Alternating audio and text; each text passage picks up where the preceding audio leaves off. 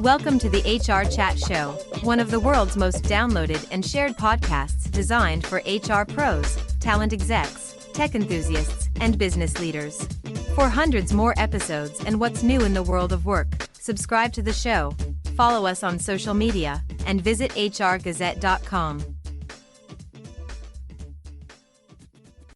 Welcome to another episode of the HR Chat Show. Hello, listeners. This is your host today, Bill Banham. And back on the show for, I don't know, maybe the sixth time, something like that, because she is awesome, is the wonderful, fantastic Jennifer McClure, Chief Excitement Officer over at DisruptHR and CEO of Unbridled Talent. Jen, how are you doing today? Thank you very much for coming back on the show. I'm doing great. I'm going to have to start taking you with me. I need an energetic hype man to introduce me whenever I'm going on stage or something. So thank you for that. No problem. We can talk about this. I'm always happy to carry your bag because you go to lots of exciting places. That was a very short introduction for you this time, Jen, because you've been on the show before loads of times, and I thought I'd keep it pretty brief this time, and instead just invite you to tell our listeners how awesome you are instead. Do you want to give that a crack for a minute? Sure. Who doesn't like talking about themselves? I will do my best to make it both educational and informative, in addition to maybe a little entertaining. Okay, go ahead, please. Tell our listeners a bit about your background, why you're so famous, anything you'd like to share. Well, I am an HR practitioner still at heart. I spent almost 20 years as an HR leader and executive in the corporate world, then moved a little bit to the dark side in executive search for a little over 4 years. And while I was doing both of those, obviously speaking in front of groups of people, and finally one day realized I actually like to teach, to try to inspire, to motivate. And so speaking is what I found out that I really wanted to do in my life. And so in 2010, started my own speaking business where I talk about HR, strategic leadership, leadership in general, personal brand and influence. Those are topics that interest me. And I consider myself, I borrow this from Jerry Crispin, who's also another old timer in the space. Jerry always described himself as a student of the profession. And so I see myself now as someone who's a student of the future of work. So I'm constantly looking for people who I can learn from, following, resources, sites, research, studies. I spend my time kind of digging into what's happening in the future of work and try to help that make sense for the people who are the practitioners who are doing the work. But I am doing that alongside you. It's interesting. You may have seen it, a lot of chatter on LinkedIn from people who, they don't want to see anybody be a keynote speaker at a conference who's not a practitioner. And they're like, this celebrity doesn't have anything to say to me. And I'm like, everybody has something we can learn from. And I think anyone from a learning perspective should curate a variety of sources. So like I said, the fact that I'm no longer a practitioner, but yet I spend my full time immersed in the work, I have a perspective that I can share with you. You should also learn from practitioners in your field. You should also learn from academics and researchers. Make sure that you're getting kind of a 360 view to your profession or what's going on in the world. And don't be so narrowly focused on, I only want to learn from people who are doing the same thing that I do. So that's a pet peeve that I ended on there for you. Very good. Okay, next question for you is one that I'm terribly proud of, but it might crash and burn. Let's find out, listeners. It goes like this. Jen, is there a question you've never been asked in an interview that you've always wished someone would ask? What's the topic or insight you believe people should be coming to you for, but somehow they keep missing a trick? And maybe I've been guilty of this in our previous conversations. Yeah, well, I'll try to make you proud with my answer. I've been asked a lot of questions and sometimes caught off guard. Someone asked me recently in a podcast, kind of what was the through line through my career? If there was like one thing to kind of sum it up, and I'd never really been asked that before. And I thought that was an interesting question. So, and my answer to him was that from when I started in HR, which was called personnel back then, I have always believed that human resources is the most important role in every organization. because it's the only job or the only function that has the opportunity to have influence and impact over every person in the organization. So I'm almost 4 decades into my career, and I still see that. Everybody's a special snowflake and everybody's important. We understand that. It's more about, I believe it's important from the sense of the opportunity to influence and impact. So, I think maybe a question that people don't ask me is more diving into why I believe that or giving examples of that, rather than either dismissing my comment off the top, because they're like, oh, well, I work in accounting and we're the most important. And the people in sales are like, well, you wouldn't have anything to influence and impact if it wasn't for us. We don't need to get into that. We need to all do our part, and it's important that we're all there. But I think really understanding why I believe that, because I still believe I'm right.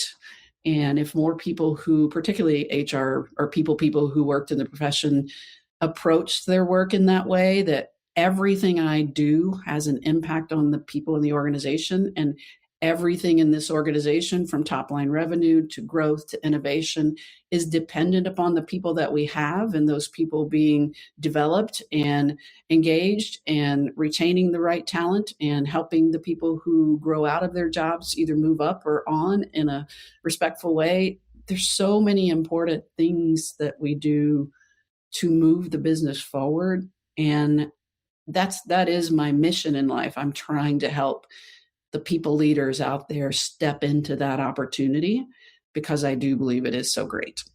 There is an obvious follow-up question here around the impact of AI and how that's going to affect the opportunity that you've just shared. However, listeners, I promised Jen before we hit record today that we're not going to talk about AI. We're going to do our best to avoid AI. So forget about it. We'll do that another time. Instead, let's give some love to another Disrupt chapter. Regular listeners of this show will know that I am very lucky to run a bunch of the Disrupt chapters. Thank you again, Jen. You are speaking, Jen, at DisruptHR Memphis and Unum. Is that a place? On August 13th. Tell me about that event, what you're excited for. Give us the lowdown. On August 13th, I'm speaking in Fargo, North Dakota, at the DisruptHR Fargo Moorhead. DisruptHR, and then in September 22nd at the DisruptHR Memphis. Apologies. And then September 29th, I believe it is, in Kelowna, British Columbia, which is a brand new HR or DisruptHR community. So Kelowna. Kelowna. Okay, see, I'm gonna have to read up on how to pronounce it before I get there and embarrass myself. So I'm thrilled. Whether Fargo, North Dakota, I actually have told people I think I've spoken or done things or been invited to do something in Fargo, North Dakota more than anywhere else in the world. But I've never been to one of the DisruptHR Fargo Moorhead events, and they have been the same people have held the license for quite some time, and they always do a great job with their events. So this is their 10th event. And so they felt it would be nice to have me come to speak. And in Memphis, she was nice enough to invite me. This is she's calling it DisruptHR After Hours, and has a whole lot of stuff going on in addition to the DisruptHR talks. So I'm excited. And you said it's Kelowna, since it's her first, she invited me to do that. So I'm honored anytime someone invites me to speak at their events. But I've shared with you before, I always say, I am happy to come if you think that would be of interest to your audience or your team. But I do want you to know there are people in your community who have ideas that they want to share. So don't bring me because you think you can't get someone from your community. But I'm happy to come and add to the event and the excitement if I'm offered the opportunity to do that. So I spoke in Chicago in May.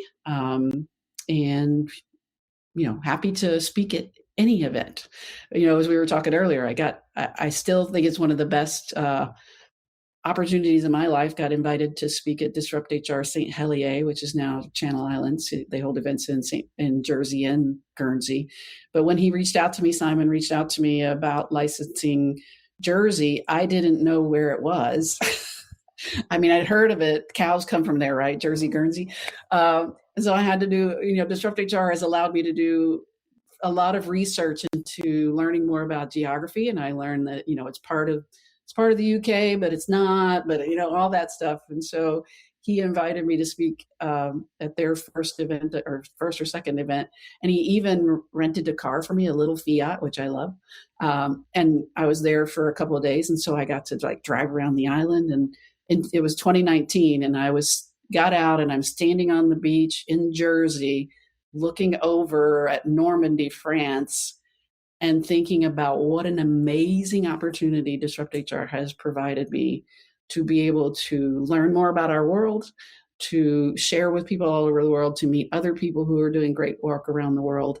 And I was so excited to be able to continue doing this. And then 2020 happened and we didn't go anywhere after that for a while. So, but it's amazing. Every DisruptHR community has a different flavor for their events, which is what we want. We want the local organizers and license holders to put on an event that your community will love. So, in Cincinnati, we know we need to get people out of there probably by 8:30 because they think traffic is bad. I don't know why, in the evening, and they want to get home on time.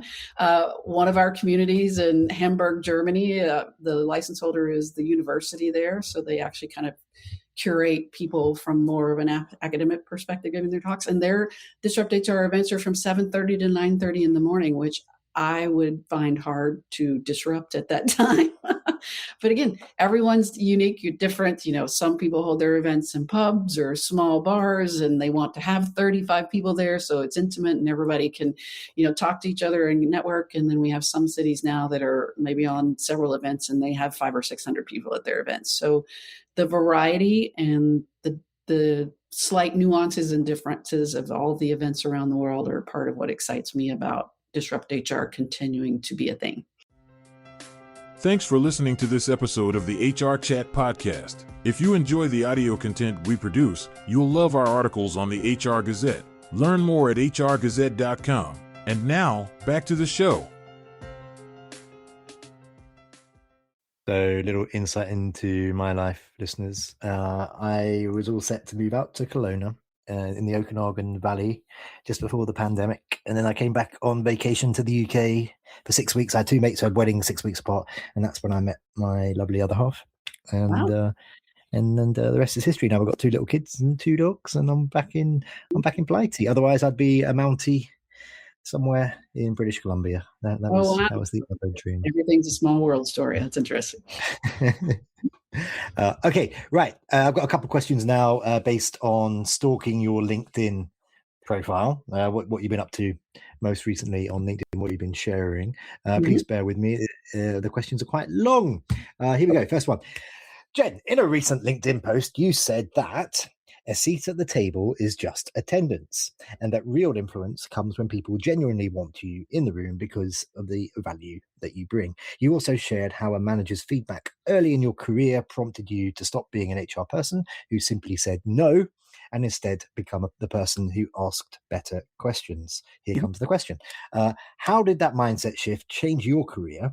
And what practical advice would you give to HR pros who are still struggling to move from policy enforcer to trusted strategic advisor? I'm so glad I got that feedback in a caring and supportive way, that I was the person nobody wanted in the room, because I was the one that would sit there and let them banty around ideas and argue things out, and then come to, hey, this is what we think we should do. And then I'd raise my head and be like, you can't do that because it's against our policy, or we'll be sued, or whatever. So yeah, you wouldn't want somebody like that in the room, because they're taking all the air out of the room, first of all, and second of all, they're not adding to the conversation. So thankfully, my boss, either someone gave him that feedback or he noticed, but he came and told me very kindly and gently that I might need to rethink that. It wasn't like, do this or you'll get fired. He was like, if you truly want to be in the room, which I did, valued that opportunity to be on at part of the leadership team very much, then you need to find a way that people want you to be there. And that involves helping them if they have an idea and what they want to do is against our policy, or is going to get us sued. Instead of saying that, saying, tell me more about what you're trying to accomplish. Help me understand what you want to happen, so that maybe I can offer some perspective on maybe a different way that we could get there. So changing my brain from being the risk management person and the keeper of the rules and the policies to challenging myself. I'm competitive in the sense that I like a challenge, even if it's an internal challenge, challenging myself to find a way to help the person accomplish what they're trying to accomplish without saying no. And I think a good example of my friend Chris Dunn, who's now the CHRO at Marriott Corporation, he was an early blogger that I followed, a HR capitalist, and he's written a couple of great books. And one of the things that either he wrote on his blog at one point or in one of his books, I'll never forget, where he talked about, the common wisdom is for HR people to say yes to whatever managers do, because we're, quote, a support function.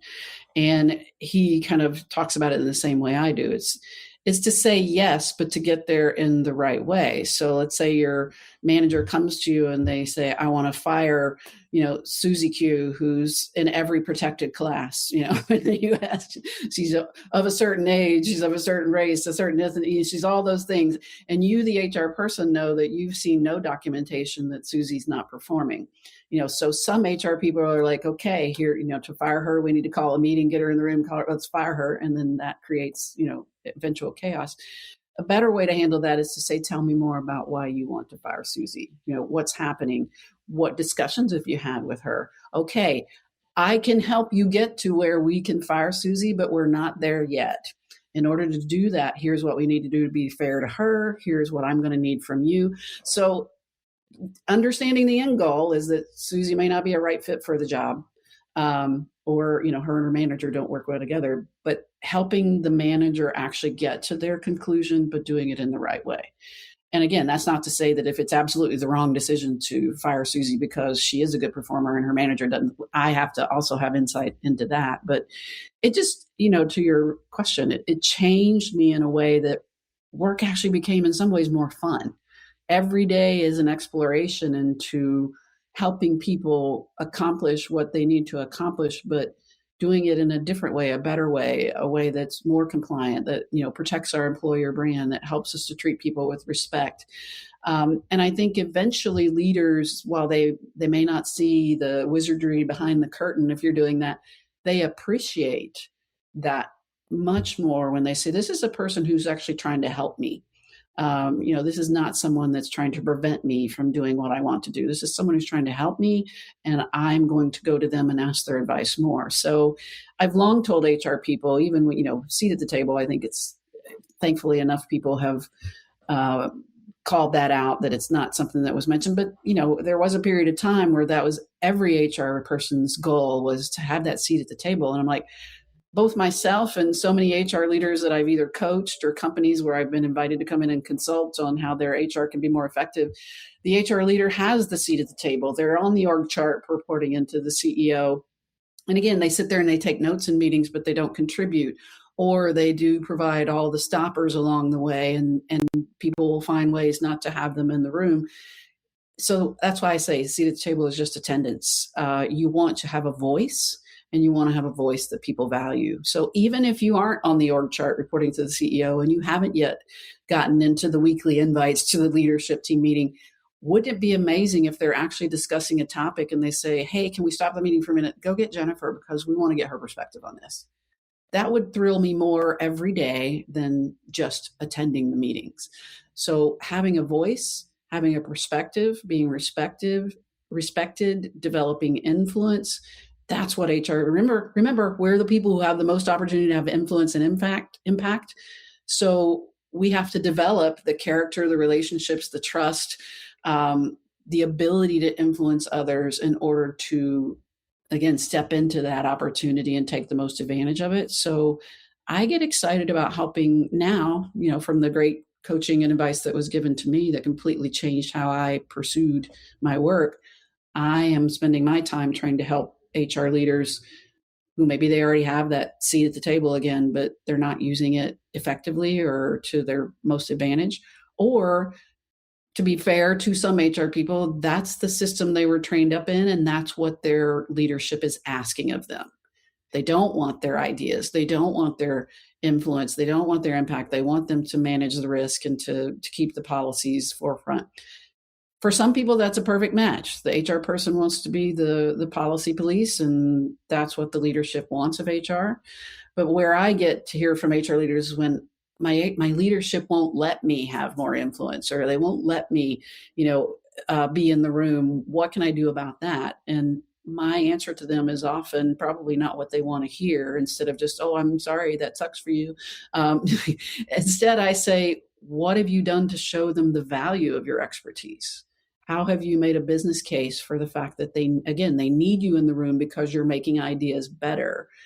And if they can convince me that they've tried all those things, they pitched some ideas, they've tried to do that, but they're okay, fine. Then you need to decide if this is the right opportunity for you, because you're not going to ever be given that opportunity to have influence and impact. Or if you're happy doing the work that you are secretly, but somebody told you need to ask for a seat at the table, but you really don't want it, then maybe you're in the right place. But I think leadership, it's the same as, managers like to go to their employees and say, you can't do this because HR said, and often HR is like, I never even had that discussion with you, right? I think there are a lot of, unfortunately, HR people out there still today who blame their leadership for not allowing them to be more innovative, creative, to disrupt, when they haven't even presented the opportunity to their leadership to see what they can do. They just are comfortable sitting in that spot of, I'm not allowed to, rather than pushing and saying, if you let me do this, here's what I can do to add more value to the business, make us better, help our leaders achieve their goals, develop influence. John Maxwell says it better than everybody else about, leadership is influence, nothing more, nothing less. If you are a leader, your single biggest lever to be able to get what you want and to help other people get what they want is to develop your influence. And that's a function of relationships, trust, involvement. If you should focus on developing influence before you focus on developing anything else. Okay, I was going to throw another one of my questions at you regarding another post you've done, but actually, I just want to pick it. A couple of things you mentioned there, because this is terribly interesting. All right, let's go back to the example of Susie. Mm-hmm. Okay, the leader's desired outcome is for Susie to be out the door.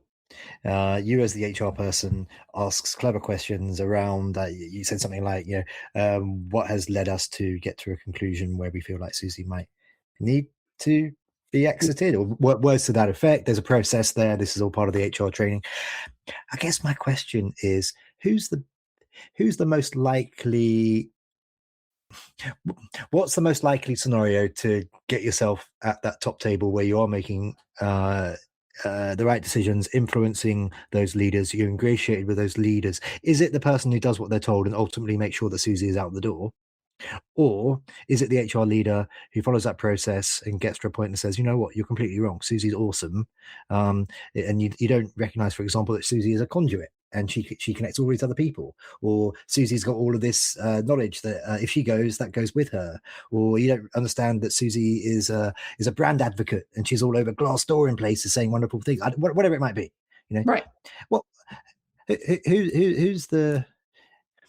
But what's the best approach to get to the top table and be able to influence people? Is it integrity, or is it, I guess, doing what your boss tells you to do? I don't think those things are mutually, or have to be one left or right. I don't think you have to have two between integrity and doing what the boss wants you to do. There are absolutely, we're dealing with humans here. So there are absolutely humans that are terrible leaders and terrible managers, and I can't save them all. So it may be that, again, that boss just, maybe they're racist and they, don't say that out loud, but they just don't want to work with this person. Or maybe they are just a bad leader and they don't feel like they owe anyone an explanation or the opportunity to improve. My first reaction to that is, again, can I save them? Can I develop them? Can I develop enough trust with them that they can see the positive results from, approaching things in the right way? I've had numerous examples in my career where absolutely not. The person's a terrible manager. We have a situation where an employees, and I can think of one in particular, employees they want them out the door more than they want to breathe, but the employee is doing nothing wrong. And what I did in this particular example that I'm thinking of, the VP of marketing just kept coming back going, she needs to go. And I'm like, well, before she has to go, we need to understand so he basically would manufacture ways for her to not be successful so that he had the documentation. And for a lot of factors, we did sit down and have that conversation with her in my office where he said, you're being fired. I've talked to you 3 times already and today's your last day. And then I started saying, and here's how, and she literally turned her wrath on me. And she's like, you have done nothing in this. Why are you even speaking to me? You have not been involved in this process. I've never heard from you. You've never come and talked to me. I don't want to hear from you today either. Again, another difficult wake-up call was my role is not just to work with the manager, it's to understand the situation fully. Why didn't I walk over there and talk to her and understand her perspective and how in a way she was being mistreated? I was busy. It was a turnaround situation and I was busy, and that was my fault because I had an obligation. Again, what she saw as the role of HR was also someone who would be her advocate. And had I done my job well, that situation probably could have been handled differently. I might not have ever gotten over his biases or whatever. I don't even know why he didn't like her. But maybe I could have suggested that she be transferred to a different department or take on another opportunity in the company or help facilitated that. But because I never went and talked to her and went beyond trying to work with him through what I thought was the right process, we ended up with someone who was really hurt. And probably never said a good word about our company or me ever again. And that was all well-deserved feedback. So I think there's, again, integrity is, we follow the rules, but I also have to care. And if I care about, people will have the arguments about HR is only there to protect the company. And then some HR people, they go, no, I see my job. Again, I don't see those things as mutually exclusive. It makes the job harder because I do have to protect the company. But if, I also need to understand the situation and see how I can work within it to make sure that everyone's treated fairly with respect, that we're doing the right thing for the right reasons. And I'm also, let's say, again, the manager is just a terrible manager and, has all these biases and everything else, then I need to be talking to that person's manager too. And often they're like, well, they're a great performer. They get results, whatever. Okay, well, we need to look at the whole picture here. If they're getting results, but the turnover in their department is 3 times higher than every department. And again, they're affecting our ability to be able to hire in the organization. I can't just say that. I have to be able to bring the data and say, here's the turnover in this person's department versus the turnover in every other department. From the exit interviews, here's what we're hearing about them as a leader versus what we're hearing about other leaders. Here's how it's impacting the fact that when I have to hire for your department and I'm talking to people in the interviews, they say they don't want to work in that department. So I have to, the job of HR is very complex. And there's so much data that we have access to that we don't use effectively. Instead, we just go to a manager and say, hey, your manager is treating this employee bad, do something. And the manager may or may not disagree because, again, maybe they're making their job easier by getting, quote, results. But I have to think about what data do I need to bring to this discussion so that I can show this person that what I'm saying makes sense, that this is the right way to handle this, et cetera. So again, all that type of work excites me, the complexities of figuring out, okay, you want to get rid of Susie. Is it because you're not a great leader? Is it because Susie's not a good performer? How can I understand the whole scenario that's happening here? What role can I play to make sure that we end up in the right place for both parties? If Susie just shouldn't be working here or in that job, how can we let her go respectfully? How can we make sure she feels heard, like she had an opportunity to improve? How can the manager see how that benefits him or her to do things the right way, both with the other people on their team and also with maybe helping some people turn things around? There are just a lot of factors at play for HR leaders, again, with great opportunity of the most influence and impacts also comes great responsibility to handle that with care. I believe the correct quote, Jen, is with great power comes great responsibility, according to Spider-Man's uncle. Mm-hmm. Okay, right, very good. I had so many more questions for you, but hey, listeners, guess what? Jen and I have been talking for 90 minutes already today, including this. And they're only getting the value of 20 or 30. Exactly. So just one last question before I do let you get on with the rest of your day, Jen. And that's how can our listeners connect with you and learn more about you? If you want to connect with me, you can find me on LinkedIn. If you put in Jennifer McClure, I sure hope I come up first. I've been there a long time. But on LinkedIn, my website is jennifermcclure.net. And of course, anything about DisruptHR could be found at disrupthr.co. Rock and roll. I would particularly recommend checking out, /London. That's a good one. /Cambridge. That's another one. Manchester. But they're all good pages. Please do check them out. Jen McClure, that just leaves me to say, once again, for this particular interview, until I bother you again, probably in about 6 months' time, thank you very much for being my guest. And thank you for the opportunity to talk with your community. And listeners, as always, until next time, happy working. Thanks for listening to the HR Chat Show. If you enjoyed this episode, why not subscribe and listen to some of the hundreds of episodes published by HR Gazette? And remember, for what's new in the world of work, subscribe to the show, follow us on social media, and visit hrgazette.com.